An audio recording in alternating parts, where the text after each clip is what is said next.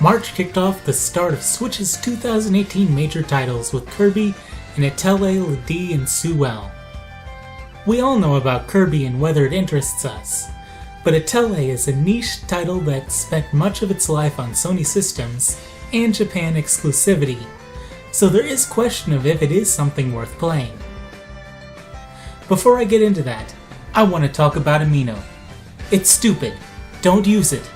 Other YouTubers, if you are going to sell out to shill stuff, at least shill something good, not just something to make bad fandoms even worse.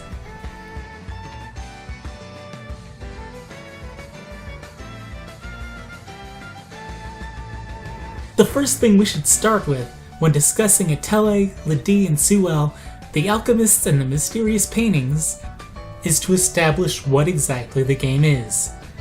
Atelier is actually a bit of a mashup. It's a JRPG with a lot of the classic flavor JRPG fans love, but it also takes on a bit of an Animal Crossing or Harvest Moon aspect, thanks to the Alchemy or crafting system. Enemies don't drop much money, but they drop a great deal of raw materials. This means money is much more tight. It isn't going to be appealing to buy healing items for several hundred money units. You'll be broke in no time. Atelier differs from many RPGs in that since you are an alchemist, you'll be making the majority of your items, weapons, and armor, as well as a myriad of other things to sell and complete side quests.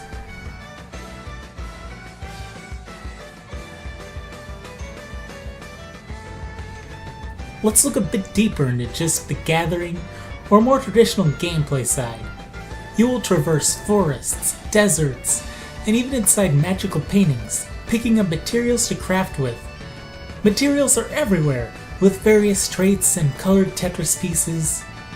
Even if you collect a large number of the same thing, you may come home and find a wide spectrum of items to use, with some being much more superior than others. Items you will find and collect include plants, rocks, wood, gemstones, water, monster remains, garbage and fish and insects. And you'll want a nice stock of all of them. The world is also a dangerous place, and you will run into many dangerous monsters, who will usually drop a lot of resources, as well as some experience. You have two main characters, one who is a little fragile but solid, and another that is terrible, with permanently bad stats and skills that aren't very useful. 4 other characters will eventually join you, so you'll want to try to progress the story quickly to increase your ranks. Every character you get will participate in battle, due to a pair-up mechanic. One will be on the front lines fighting for real, and the other will stay back to play support when your attacker fulfills certain conditions like using a special ability or item, or attacking all enemies. The useless main character is actually a pretty good supporter, able to reduce MP consumption and heal any damage sustained. She's particularly potent on your archer, giving you access to a party heal and buff for relatively low MP, making the glass cannon archer quite tanky early game. The way the party comes together means the difficulty can be pretty tough early on, but can become a little easy with your full 6-person party once you get some good combinations.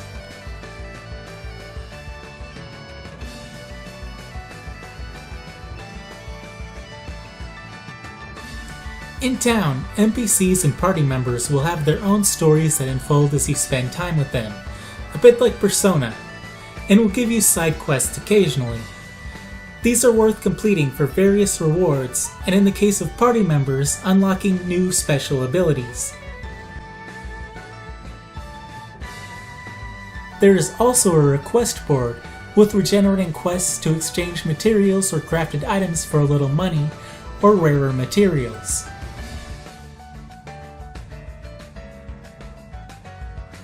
When it comes to alchemy, there is a lot to consider. Every material has various stats like quality, as well as traits, like boosted recovery or stats that can be inherited into whatever it will make. Each material has at least one Tetris block you will place onto a grid that will contribute to additional boost to the finished item. Considering the colored blocks can make the most basic healing item heal a large amount instead, as well as grant regenerating health. It is the difference between crafting armor that slightly increases defense or greatly increases defense, so it is something you need to balance alongside the inheritable traits. You will also need to synthesize raw materials into a handful of refined materials like clay, honey, ores, and cloth, which helps reduce how much you have to sift through. You will also have the option to filter your materials if you are looking for one with a specific trait or colored block. There are a few other things to consider when using alchemy, like you will eventually be able to cheat the Tetris game by changing the color of the blocks or place bonuses onto the grid. The game rolls these out at a comfortable pace, and I don't want to make this seem more overwhelming than it is.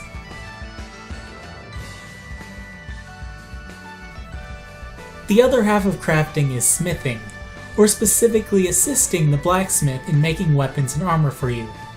You will want to do this because smithing your equipment will increase its stats, allow you to attach traits, like a % stat multiplier, and it is cheaper than buying the stock version. You just have to have some ore, cloth, and other smithing materials on hand.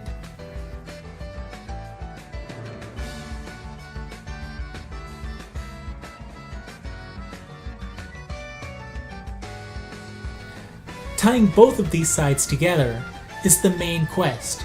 Your protagonists, Lydie and Sue, are two alchemists living in poverty with their deadbeat dad. They see becoming a state alchemist as a way to improve their lot in life, and embark on a quest to become more and more certified. The story and characters are nice, and if you enjoy any anime, especially ones with a slice of life aspect, you'll get a lot of that. It's dumb, but also kind of amusing.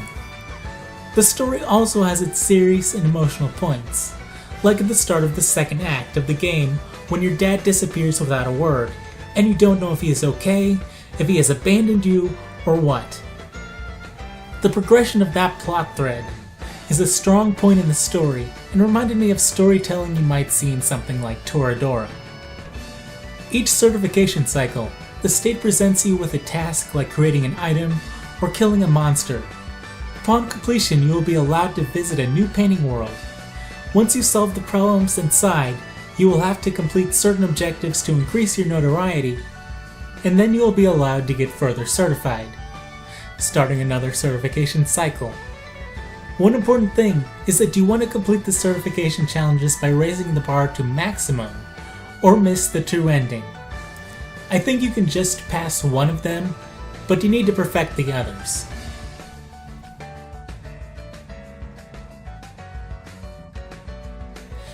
The game also has DLC and a season pass. Some of the DLC is free, like music packs so you can create your own playlists. All the DLC individually costs slightly less than the season pass, unless there is more to be announced. So don't get the season pass, just buy any DLC you want a la carte. And with that, it is time to find out who I recommend this game to. I thoroughly enjoy this game. I like the combat, I like collecting the materials and making things with them. Everything about this game makes it an amazing and leisurely game, and is perfect on Switch.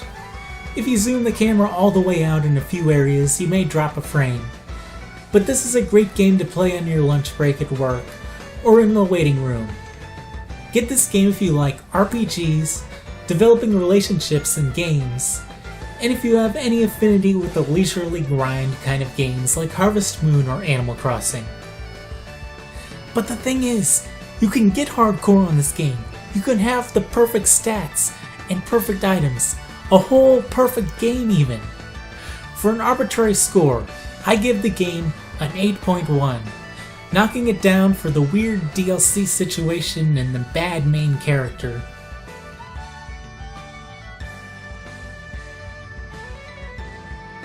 If you are still on the fence, I plan on having my recordings for this game uploaded as gameplay, so you can get a bit better idea of the flow.